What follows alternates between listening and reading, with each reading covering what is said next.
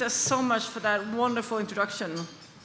I'm really humbled by this award and really grateful for the opportunity to celebrate this evening with you. I just want to start first by thanking David Krieger, President of the Nuclear Age Peace Foundation, and of course the board and the staff of the foundation for their long-term commitment to the issue of abolition of nuclear weapons, and as their work as one of the original organizations that joined ICAN. I also want to give a special thanks to Jill Dexter and Diane Meyer-Simon. They are the co-chairs of the honorary committee that put together this wonderful event tonight. It has really been a remarkable evening, and it's not over yet, so.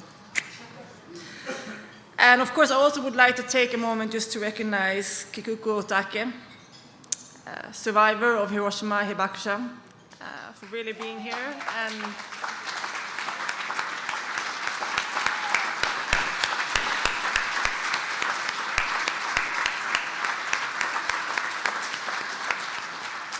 it is the survivors of nuclear weapons that reminds us why we're doing this, and it brings the human story and makes us understand why this is an imperative issue.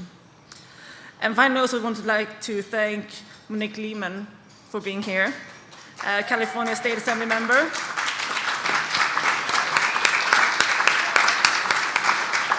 And responsible for this great resolution that shows that California is supporting the Treaty on the Prohibition of Nuclear Weapons. Yay!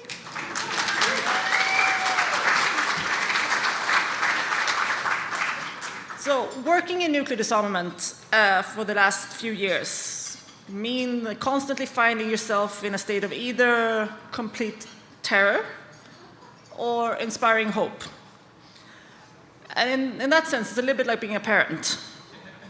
But instead of young children, like the two ones that I have in my home, giving us near nervous breakdowns constantly, it's the two most powerful men in the world acting like children.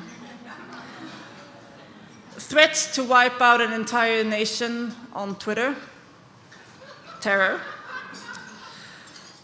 But majority of states in the world, over 120, agreeing to prohibit nuclear weapons, rooted in humanitarian reality and law, hope.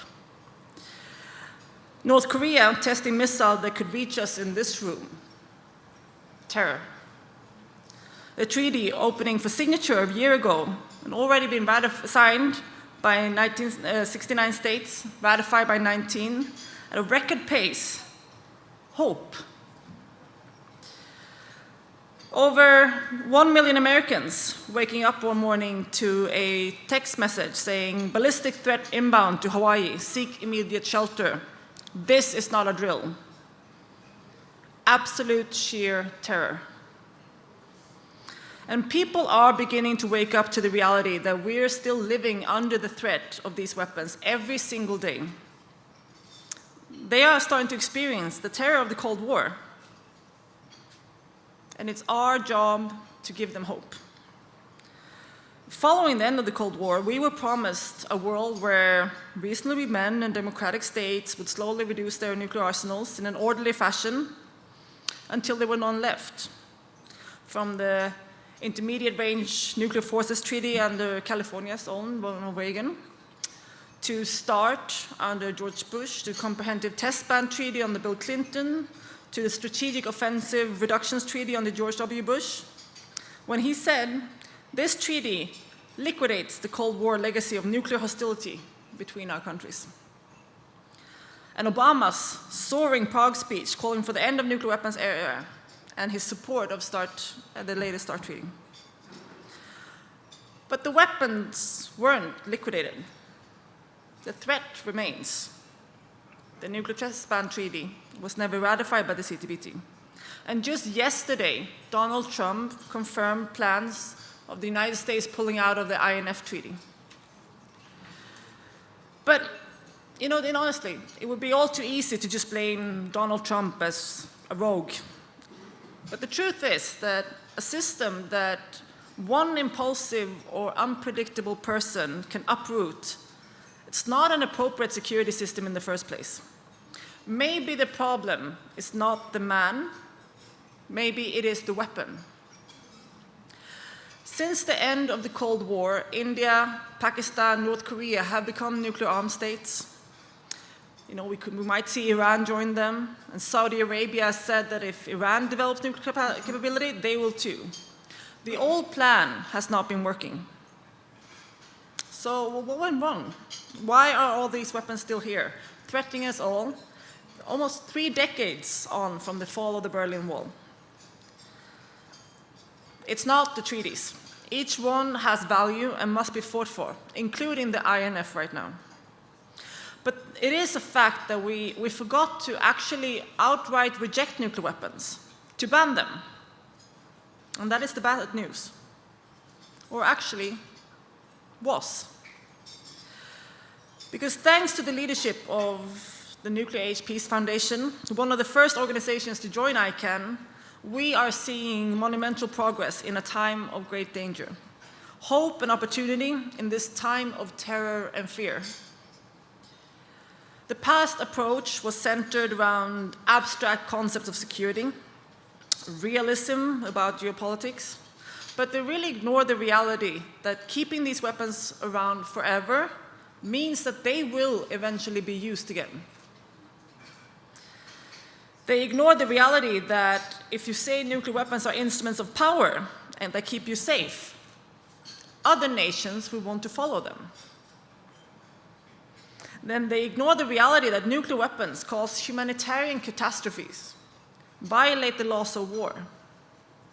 And the mission of ICAN and our many partner organizations, including the Nuclear Age Peace Foundation and others in this room, was to bring those realities into the conversation about nuclear weapons. We highlighted the humanitarian reality of these weapons, that relief organizations could not be able to send help into nuclear blast zones. And as the International Committee of the Red Cross stated, there will be no effective means to provide aid to the dying and wounded. People will essentially be on their own. And we explained how recent climate modeling shows that a relatively limited nuclear exchange involving about 100 nuclear weapons between India and Pakistan could result in a nuclear winter lasting 2 to 3 years. Beyond the unacceptable immediate deaths from the blast and fires, billions more around the world would die from the resulting famine. Our food system would collapse, and our societies would likely follow. We told these stories where they needed to be heard. And most importantly, we brought democracy to disarmament. For decades, the non-nuclear armed states have been told that they have no say in this issue. They were told that they have no right to speak up and create laws, even though many bore the burden of these weapons when they were tested, and they will all bear the burden if they're used again. Through working with those states and negotiating a treaty on the prohibition of nuclear weapons, we help those nations exercise their rights on the international stage and fulfill their obligation to protect their citizens. The treaty was adopted by 122 states at the UN last year, bringing incredible pressure to the nuclear armed states and countries living under the nuclear umbrella. And it will create even more pressure once it legally enters into force, when 50 states have ratified it. But it's not just nation states. Local communities and individuals play a really important role. So do we have any University of California graduates here? Gauchos? Banana slugs? Bruins? Bears? I really have to admit, I had no idea what those things meant before. But all of you UC alumni, and in fact, every single tax-paying California resident has a unique opportunity to effect change. The atomic weapons dropped on Hiroshima and Nagasaki were designed at a lab run by University of California. Every US nuclear weapon ever tested was designed by UC lab. Every warhead currently deployed around the world, an American warhead, was designed in one of those labs, now co-managed by the University of California. And these labs are now developing Trump's new generation of nuclear weapons. And their current task? Make nuclear weapons that are more likely to be used, what they call more usable. Lawrence Livermore National Laboratory in the East Bay will receive nearly $1.5 billion in 2019 from the US government. 88% of that will be going to nuclear weapons. But while they have their grants, we have our plans. We are targeting cities and states, businesses like Raytheon here in Santa Barbara, banks like Wells Fargo, universities like the University of California, and we will succeed. And how do I know that? Well, first, we have the treaty on the prohibition of nuclear weapons. We aren't just guessing this. We know this approach worked because we've seen it happen with other weapons. Biological weapons, chemical weapons, landmines and cluster munitions. Treaties, prohibition treaties, they have an impact. We know that shifting norms, changing law, have a concrete impact. We can look at examples like Textron, for example, a US company that actually stopped producing cluster bombs in 2016, even though the US did not participate in the negotiations of the ban on cluster munitions or have no intention of signing or ratifying it. But because the rest of the world had banned it, it suddenly became bad business. And second, because we have partners like the Nuclear Age Peace Foundation, working in this state and across the country, and have with allies like all of you here. The ICAN movement has grown to over 500 organizations in over 100 countries, working across generations to finally end the threat of nuclear weapons. And third, because we're already having historic success, even without the nuclear armed states administrations on board. And take California, for an example. In a true expression of representative democracy, the California State Legislature has said it is our role to tell our federal counterparts how to represent California on the world stage. And we are telling them to embrace the Treaty on the Prohibition of Nuclear Weapons. And they passed Assembly Joint Resolution 33 to do just that, and to make nuclear disarmament the centerpiece of our national security policy and spearhead a global effort to prevent nuclear war. And even more local, the LA City Council recently passed a similar resolution, and a Santa Barbara resolution to make Santa Barbara a nuclear-free city is in the works. And the Nuclear Age Peace Foundation has been working to make that happen.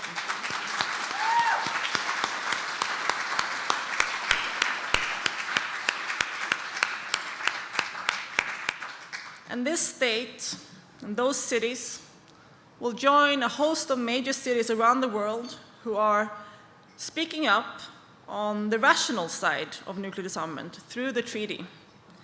ICAN will soon be launching a new campaign for a groundswell of local action, cities, regions, businesses, all joining our call. And what happens in these communities, in these cities, in California, matters around the world. I know this because I've heard it directly from global decision-making. Just a few weeks ago, during the Leaders' Week at the United Nations in New York, people from as far away as Africa were talking about California embracing the treaty. It has motivated and inspired diplomats and leaders everywhere else in the world. And your work is changing attitudes about what is possible and having a direct impact on building a nuclear weapons-free world.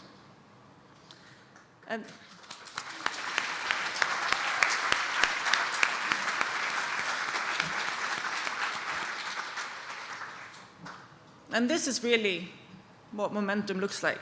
And this is democracy. And this is the impact that partner organizations of ICAN, like the Nuclear Age Peace Foundation, are having right now. And I know many of you here have long cared about this issue. And to you I say, Never sink to the unimaginable level of those who tell you that nuclear disarmament is a pipe dream, that the US will never give up their nuclear weapons. Prove them wrong.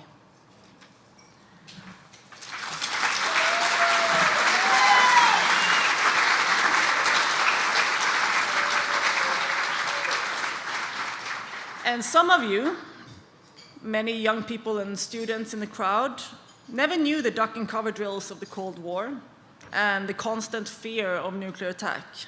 And to you I say, we need a new generation of leaders to take up the mantle of peace so that you will never have to know those fears. You inherited a problem, not of your own making, but by the same token, you can better imagine a new international security not based on the risk of nuclear weapons, because many others can't. Don't buy into their terror and join us on the side of hope.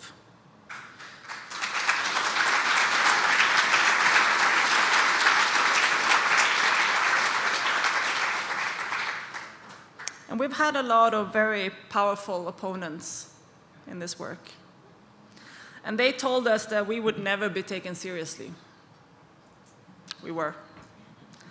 And they told us that we would never ban nuclear weapons. We have.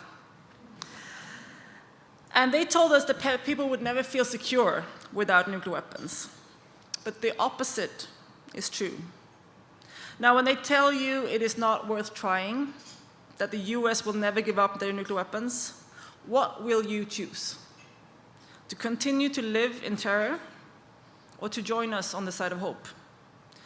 And you are all here tonight, and you are part of this Evening for Peace, and you support the Nuclear Peace Foundation, so I know your answers pretty much already. And my question for you all is then, who will you bring up with you on this journey? And what will you do tonight, and tomorrow, and the next day, to ensure that hope will win the day? And this movement really needs your passion, your talent, and your commitment. And with that, and with partners like the Nuclear Age Peace Foundation, we will end nuclear weapons before they end us. Thank you.